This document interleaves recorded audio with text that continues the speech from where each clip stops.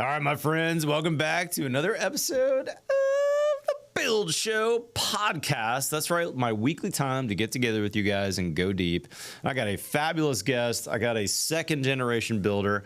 I've got a Build Show Network contributor for a couple years for you now that's a guest on today's podcast.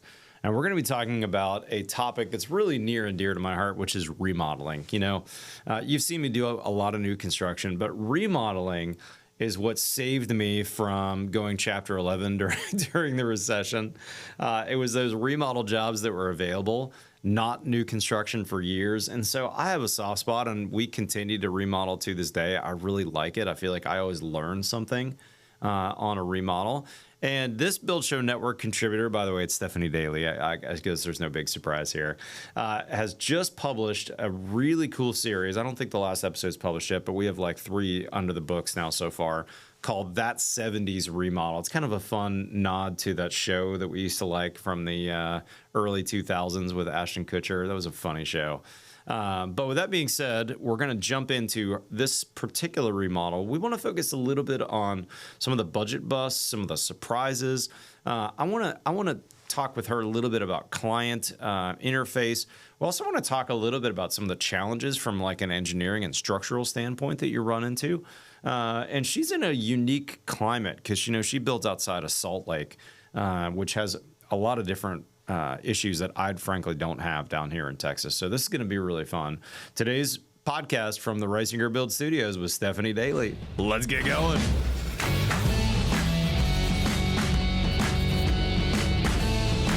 All right, Stephanie, we got you on the side of the job in your truck. Thank you for taking time from the job site. If you see your inspector and you need to run in the middle of the podcast, don't worry. You can get out and abandon me. I will not take offense to that at all. No, we're good. Yep. This is kind of my office these days, you know, trying to wrap up a few big jobs. So yeah. So you and I were talking about this before we started the podcast, but when you're wrapping up a job, you just have to be there, don't you? yeah, I feel like if I leave for 5 minutes, I'm either going to get a phone call from someone that needs me back, or something's going to get installed that shouldn't, or who knows. Or you miss a big deal, like your final inspector who shows up and was like, oh yeah, I'll be there at 10. And at 3 o'clock, you're like, I got to go to my dentist appointment. And then they call you like, hey, you failed because you weren't there and I didn't see the paperwork or whatever. Yep. Yep. Ugh, brutal. I work from my truck these days. Yeah, pretty typical. Most builders do. Yeah. Stephanie, I want to talk to you about your video series called That 70s Remodel, which has been really fun to watch. What's the backstory? Like, tell us. I don't want you to tell you. I don't want to obviously tell us information we can't know about the client. But how did this project come about? Yeah. So the client's actually a really big Build Show fan. Is that right? All right. Yeah, Very that's cool. how they found us. Was he really loves watching the Build Show videos, spent a lot of time kind of just researching things on his own, and was going to take this project on by himself originally. And I think the more he learned, the more he realized it was just not something that he could take on and do while also continuing to work a full-time job to support his family. Yeah. I think that's a common misperception, is people think like, I can own or build this myself, it's going to be no big deal, but they don't realize how much time it takes and how often you have to be sitting here on the job site to make it work. So when he started doing some digging to find out who the right fit was to build it for him, he obviously watched a lot of your videos. That's awesome. Saw my stuff on there and reached out. So how cool. That's great. Yeah, it was a really great connection, great client to work with, and a really unique project. So 70s construction that you're bringing back to kind of modern standards. And if I remember correctly I've only watched 2 of the 3 episodes that have been published, so I apologize. I haven't seen the 3rd one yet, but I don't think you did any like demo before you budgeted, correct? On this project? Like you took some assumptions like all builders do. Talk to me about how those assumptions turned out correct and where some places surprised you. Yeah, I think, the more you learn as a builder, the more you kind of understand some key things that you're looking at, even without demoing stuff. Mm-hmm. So as builders, we can kind of walk around an existing home and we can pretty easily point out where we're seeing water damage or where we're seeing issues. This house thankfully had an unfinished garage, so we were able to see inside of the structure a little bit, which was a key indicator of our cardboard sheeting that was existing on the home. So, uh, Nice. yeah, we got a little sneak peek into kind of some of the stuff we were going to be working with, but a lot of it was really just based off of like what we could see from the outside and the inside, and we noticed some water damage in the basement, so we knew we were going to run into a little bit of that. But overall, I think it's just the more remodels you do, the more keen you are to trying, like the more able you are to find little issues and little things that you know you're going to run into. Yeah. But we don't have x-ray vision, so we only know as much as we can see and what we assume. So Remind me, usually was there termite damage on this house too? I can't remember if there I saw was. that. Yeah, Yeah, that's right. so and it's a little rare here in Utah, honestly. So it was a little bit of termite damage, a little bit of carpenter ants, but it was enough that we ended up tearing out some framing to redo that just to make sure that this house would live for a really long time and it was a property that they could really invest into. Yeah.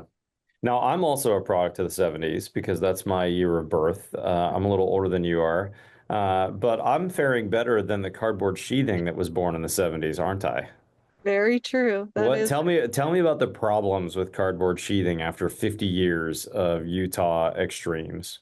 yeah, deterioration is a big one. So if, we have 6 inches of foundation wall showing and then our Hmm. framed wall starts right after that. But in Utah, it's not uncommon for us to get 2, 3, 4 feet of snow buildup in the winter. So if you think about all that snow that's built up next to a brick wall that probably wasn't quite as well built as they are today, Yeah, cardboard sheeting really just took a beating. yeah, And there's a lot of leaks, water damage leaks. And the second that water gets in there, it just starts to fall apart.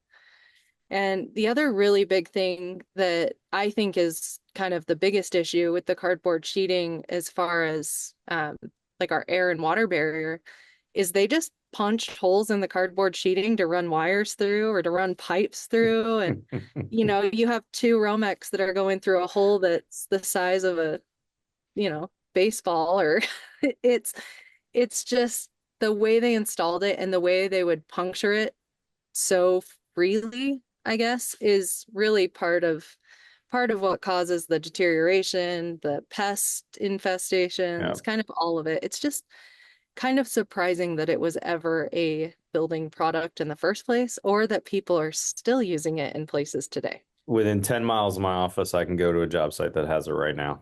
It's Yeah, it's crazy. mind And blowing. and my neighborhood in the 70s, including my own personal house that I lived in for years, and then the new house across the street that I built new. One of the reasons why I rebuilt was because it had all cardboard sheathing on the outside. Yeah, It's just not a durable product. It's not going to act as an air barrier. It's not going to stop water and pests from getting through over time, and it's going to degrade. You're yeah, lucky if it's going to get you past the first mortgage before it falls apart. yeah. Um, It's pretty shocking when you see it after you've torn the house apart to see that that's what they were using. So, yeah. Now, what's interesting though, I will give your 70s house some credit compared to my 70s house that I remodeled. Your 70s house has lead in bracing, right? yep. Yeah. For shear value. Talk to me about that. Yeah, so, in the benches of Salt Lake City, we know we're going to get big earthquakes at some point, but we have Mhm. pretty frequent smaller earthquakes. So our shear values on our houses are kind of a lot more strict or a lot more, they're, they just require more here than they do in some places like Austin. So all the house was framed and then they had lead embraces that were basically what it is it's a 2x member that's been cut into the studs and recessed into the studs like on a diagonal across the walls. Yep. So they used to do that a lot in older homes. You don't Mm. see it today almost ever, Yeah. but that was kind of their way of creating shear and to try to minimize the racking that we could have in the event of a big earthquake. Most new homes, I'm assuming, that are like, volume builders are OSB sheet though. Is that correct? In Yeah, Utah? Yeah. yeah, they are. Whereas in And Texas, they're using cardboard sheathing for shear value too, yeah, because we don't have as high a value need as you guys do in theory. yeah. So our houses, even production style houses, are being sheeted with OSB that have one of 5 various nailing patterns, depending on how much shear you need on that wall. And it's usually dictated by how big are the windows on that wall.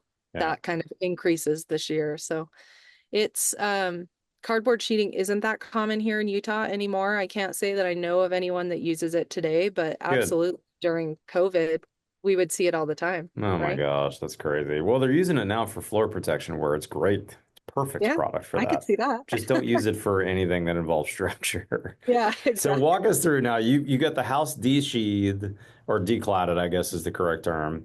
The Yep. brick is off. You had some siding or some T111. I can't remember what the rest of the house was. Yeah, it was interesting. It was a mix of brick, and then they quite literally took plaster and smeared it over the top of the cardboard sheeting and added like true wood 1x accent material Oh over the my top of it gosh. and Whoa. then painted it. So I was kind of surprised that we even had what they were considering to be siding still left on the Wow. house at all, but the majority of it was pretty rotted. There was a lot of it that was falling off. So we got all that torn off. We got it stripped down basically to the studs. And another real surprising thing at that point was the lack of insulation that was in the walls. Interesting. There was almost no insulation in any of the wall cavities in this house. Wow. And yeah, and granted, I think, back then they'd build these brick houses and put a framed wall in front of it, and they just didn't fill things with insulation. Right. You could put your hand in front of a light switch or in front of an outlet and quite literally feel the air Feel that coming. wind coming through. Yeah. Yeah. Yeah. So we tore it down. So basically, when we got to that point, we were standing outside of the house looking at the back side of the drywall. That's wild. All Yeah. that all that lack of insulation. So Yep. then tell me about number one, the budget and where like what were the surprises at that point in terms of like, oh gosh, we got to spend this. And then also tell me about the options for fixing those problems that you kind of mentally or with the client out loud talked about. Yeah, so I think one of the things that I'm noticing, at least people commenting on the videos so far, is why would you put this much money into such an old house? And I think it's a good question. And there's kind of a little bit of a backstory. So the homeowner bought the home as his first home over 10 years ago. Oh wow. House prices were drastically less than they are in Salt Lake City today. Yep. And today, when we did the remodel, he had the house paid off. So he wanted to put money into the house to get it to a point where he knew it would live for a really long time and he could use it as an investment property. So our overall budget, we wanted to stay under 200 grand, Oh which wow. is quite a small budget when you think about what we're working with. That's aggressive. Yeah. But he was willing to sacrifice some of the interior finish things that he felt like he could do on his own, new baseboard, new doors, and really have a professional team do the stuff That's awesome. that really mattered, right? Right. Yeah. You can Yeah. go through and put doors and baseboard in later, but I love hearing that. yeah, he's really smart when it came to like knowing what you should have a professional do and what he felt like he could take on himself. So we got the house stripped, and I would say the first biggest issue that we ran into was just the way the power was coming into the house. We had some really poor, like our riser to our exterior panel, our meter was broken. That's not necessarily something that I'd be willing to leave. And I Right. think, as a custom builder, as a builder in general, you kind of have to have your standards. And sometimes there are things that you'll run into on a remodel that other builders may leave and not worry about, but I can't feel good about going home and going to bed at night and knowing that I've left some of these issues on the job site. So there are some that were just non-negotiables, and that was one of them, I fixing love it. the meter and getting that just set back where it should be, making sure it was connected correctly. And then the other big issue that we kind of knew, that house didn't have air conditioning. It had an old swamp cooler a number of years ago. Homeowner added an air conditioner unit for one of the 3 levels at some point, but it was 2 different furnaces, 2 different brands, Hmm. a totally different brand of condenser. It was just kind of a jumbled mixed mess and didn't work well at all anyways. So that was one of those things that we ran into that we had to decide, are we going to put all this money into a really airtight, watertight, nice building and then leave this HVAC system that is poor at best? Or do we want to bring that up to the same standards that we are with the rest of the house and really make sure that, you're comfortable living in this house? So Yeah. we did have a few little surprises here and there that, we knew we were going to have to tackle at some point, but the homeowner again he's really smart when it comes to what needs to be done and what could be done later. And I think that was part of what made this project so successful, was having a homeowner that understood what we were talking about and also understood the value of doing some of these things that you can't necessarily do as well or do in as well of a process later. That long-term thinking from a client is unusual in America in general, not as unusual in other parts of the world. And you probably heard me tell this story, I bet the listeners have as well. But like, when you travel through other countries, they just assume that their kids are going to live in this house someday, and that it's going to be in the family and the inheritance, whatever. So when they go to choose things, they're assuming that this house is going to be owned by a Reisinger or a Dailey or whatever in 50 years. So why wouldn't I do the long lasting? Like as the example I use all the time is when I went to the Bau show in Germany. There wasn't a single asphalt shingle on display. It was like, what kind of clay tile do you want? And maybe there's a budget option for a concrete tile, or metal. They had a million options of metal. Not a single asphalt roof anywhere to be seen in Germany. And when I went to the roofing store locally, by the way, they don't like you filming at stores in Germany. FYI, that's a whole nother story to tell you about. I almost got arrested at a Home Depot in Germany for filming. But when I went to the roofing store, they didn't arrest me there. I went to the gutter section and there was only copper gutters. There was like copper downspouts and like all these like 15 or 20-foot sections of copper. What do they call the copper half round gutters? And I said to the guy, "Hey, where's the other gutters?" Like, he's like, "What other gutters? We only use copper here." I was like, "What? You only use copper?" He's like, "Yeah. Yeah. Why would you use anything else? Those suck." Yeah. I mean, that's their mindset. Yeah. And so for your client to do this and for us to get comments like, "Oh, that's a piece of junk house. Why would you spend any money on it?" You're like, well, yeah, because he's thinking long term about it. I mean, there's no reason why you're not done. Now that you've done a good job on this house, you got to watch the series, guys, to see what they did and how they did it. But now that you've done this, this house will be around 100 years from now, and we'll need a new siding job or need a new kitchen. But the Yeah. house is not going to structurally be a problem. Yeah. And it's in one of like a really premier location right at the bottom of the canyon entrance for two of, Utah's top 8 ski resorts. Oh my gosh! Wow. It's an excellent location. You can drive from the door of this house to, the ski resort in less than 15 minutes. Oh my gosh. So I'm embarrassed to say I've not skied in Utah, Stephanie. you gotta come out. I know we keep saying we're gonna do that, but we haven't. Why haven't I? I'm sorry, I I'm don't too know. busy. I That's gotta all come right. out and ski with you. I love skiing. We'll figure out That plenty makes of. perfect sense to do that Yeah. on a house like that in that location. Yeah. I mean, the other option is at some point someone's going to purchase this home, tear it down, and build something new. And, I would say 50% of the homes I build today are tear down new builds, Yeah, mine too. which is okay. Yeah, But, we're also talking about filling landfills and, trying to recycle certain right. products. And Yeah, there's a pro and con to all of it. that's But right. you have a house that is in a premier location like that you can save and really make it a really nice house, Totally. why wouldn't you? That's right.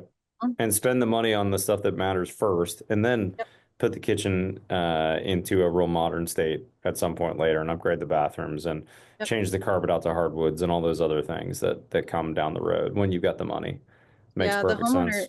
yeah, he ended up going back in after we finished the our portion, and he did some little interior renovations himself and did things here and there just to kind of spruce it up before he put it on the rental market.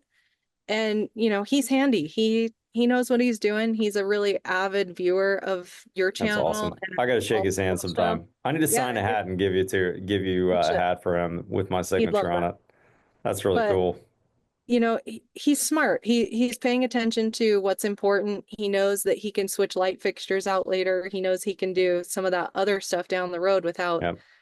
really, causing much damage. So Yeah. it was a great process, and overall like a really perfect team between the homeowner and our team. Yeah. All right, I got a nerd question for you. I got a tech question here that I want you to jump into. You used Zip R for your sheathing you went back to on the house to resheathe the house.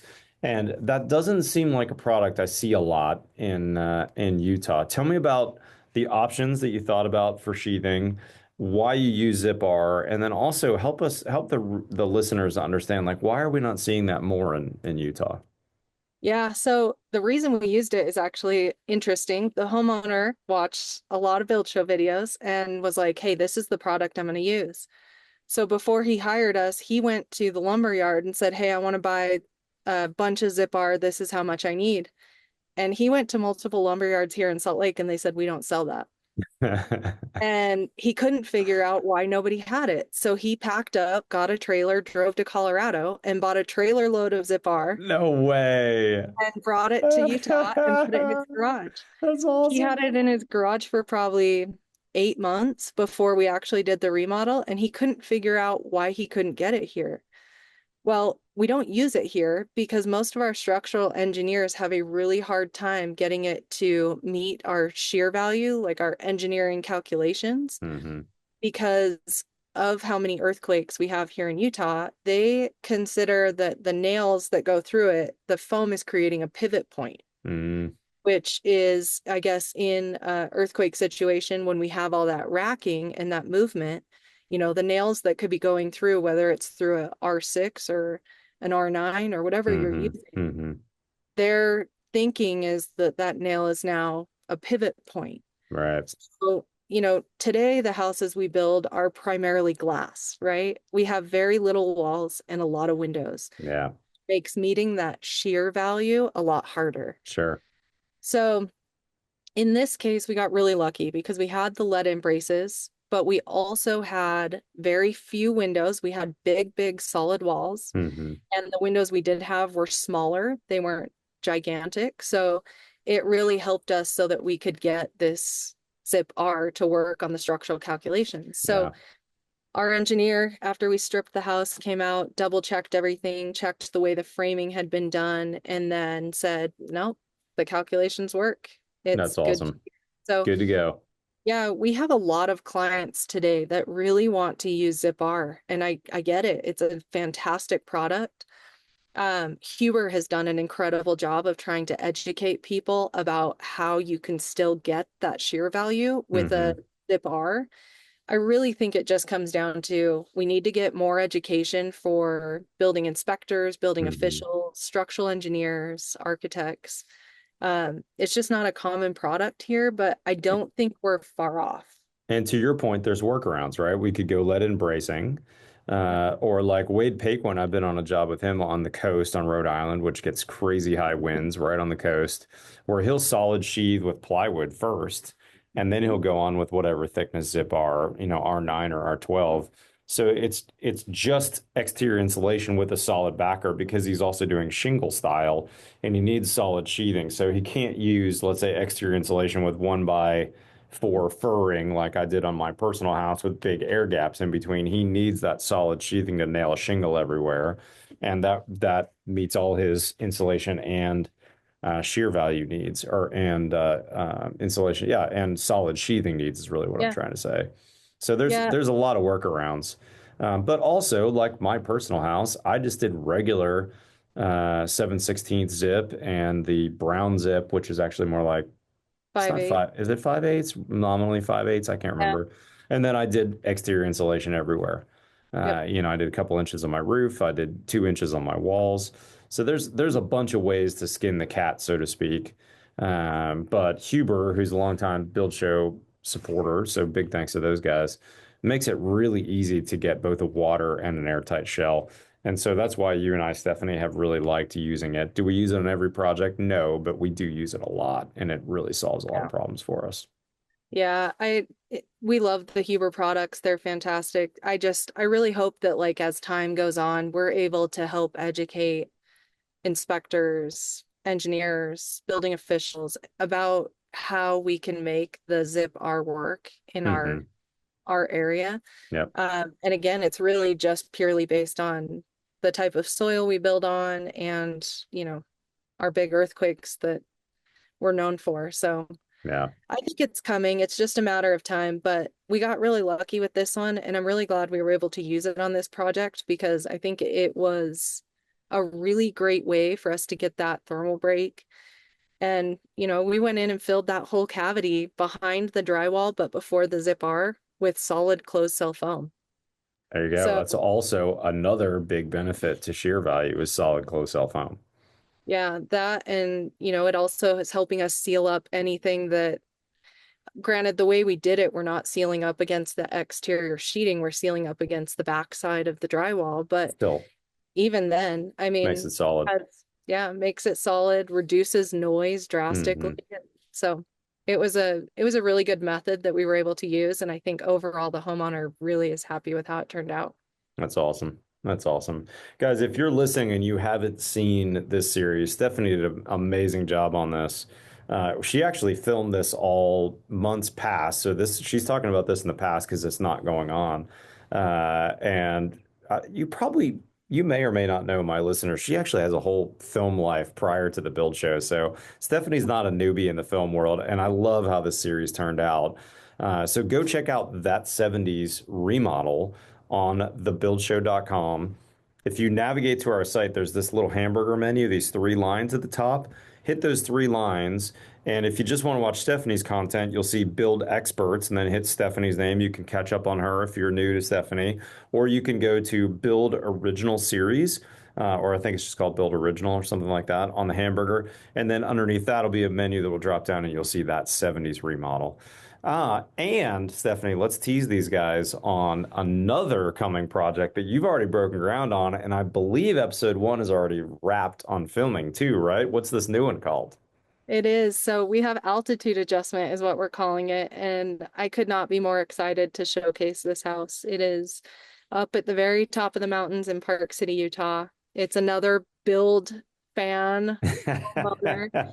And People are watching the build show in Utah. I love it. people are loving it. It's great. But this one is fun because, these clients have a really unique style. They are primarily based in Fort Lauderdale, Oh, Florida. cool. Hmm.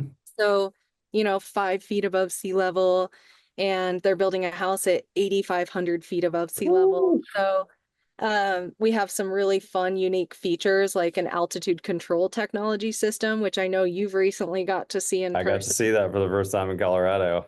And Yeah, that's kind of where the name came from, right? exactly. Yeah, Altitude adjustment, because yeah, it really truly is an altitude adjustment for these clients. yeah. And do you notice your ears popping when you're driving up there? Because what's Salt Lake City's elevation? I don't really notice a difference, You're at but 35 or 4,500 feet. I we're can't at remember. 45. 45. So, Okay. and I mean, you live here, you grow up here. It's not, You're I used don't, to it. yeah, I don't really get the altitude adjustment or sickness, but I um, do. absolutely, if you're coming from somewhere closer to sea level and you come up here, it's hard to breathe, it's hard to sleep, and I'm it, at 100 in Austin or something. So I yeah, get it when I go to the mountains for sure. yeah, it's a lot, but it's a cool house. It is a about 10,000 square foot house, big budget. It's absolutely not attainable for most of us, myself included, but man, do I love building them, and That's so it gives fun. us an opportunity to show some fun, cool stuff and cool products that are on the market. So I'm excited. Stephanie, you're doing awesome work. I love that you're on the build show. How many years have you been on the build show now? 2 years, 3 years? 2 years going on three. It'll be three the end of this year. Three at the end of this year. Gosh, you've done some amazing work. Guys, if you're not familiar with Stephanie Dailey, she's publishing an Instagram on nearly daily. That's how I usually know what you have going on, Stephanie. Like I probably surprised you about your I was talking to her before the podcast started about what she's doing on the weekends because she's posting on Instagram and I feel like I'm a weekly friend of hers, even though I only talk to her every 2 or 3 weeks. So at Stephanie Builds No, But Stephanie Builds It. Sorry, yep, at Stephanie Builds It. Stephanie, right? you got it. Yep. Stephanie Builds It. And her company that her dad started, and she's the second generation builder of, is Stephen Dailey Homes. Stephen Dailey. Uh, Yep. sorry, Stephen Dailey Construction. Yep. And so you should go check them out. And this really handsome guy that she hangs out with a lot, also named Stephen, which is kind of weird because your dad and your significant other have the same name, is I the know. co-founder with Stephanie of Job Site Codes, Yep. which we use at Reisinger Build. And they have some killer new features, and they've also got some really funny and fun new ads that you should check out. So you should check out Job Site Codes, also on the gram. Yep. But go check out Stephanie's other videos and be sure to watch that 70s remodel and stay tuned for, I think your first episode goes live end of the summer. Does that sound right? For For altitude altitude adjustment? adjustment. It does. And, just another little thing is we might have a little bonus episode for that 70s remodel. All With, right. myself and the homeowner doing a little recap about Oh, that's how it fabulous. went and what he's renting it for today and did it make financial sense? And he's agreed Oh, to that's do going to that be with me. fun. So I think that'll be fun. Oh, that'd be a great bonus. I'll look forward to that for Yeah. sure. Stephanie, thanks for taking time out from the job site to visit with me. Always fun to podcast with you and really appreciate your Build Show contribution. You've been an amazing addition to the Build Show crew Thank you. I love for it. It's sure. a great group to be a part of. For sure. Guys, if you're not a subscriber, hit that subscribe button below. We've got new podcasts every Friday, and we're publishing a ton of content on thebuildshow.com. So sign up for our newsletter if you're not currently signed up. That's a great way to know, hey, Stephanie's got a new video, Matt's got a new video, Steve's got a new video, Wade's got a new video, whatever. We publish newsletters now 3 times a week, believe it or not. 2 times during the work week, we're talking about what's new with our contributors. And on Sundays, we have a newsletter that's really dedicated to our series content, like what we just talked about, that 70s remodel. That's the kind of stuff that you'll find out on Sundays. And we're dual publishing on all our series content to the original YouTube channel, which is the Build Show at Matt Reisinger on YouTube. And of course, everything gets published to the website, thebuildshow.com or buildshownetwork.com. Same site, just one's a redirect to the other. That being said, hit the subscribe button below, guys. Follow us on Facebook or Instagram. Otherwise, we'll see you next time on the Build Show podcast.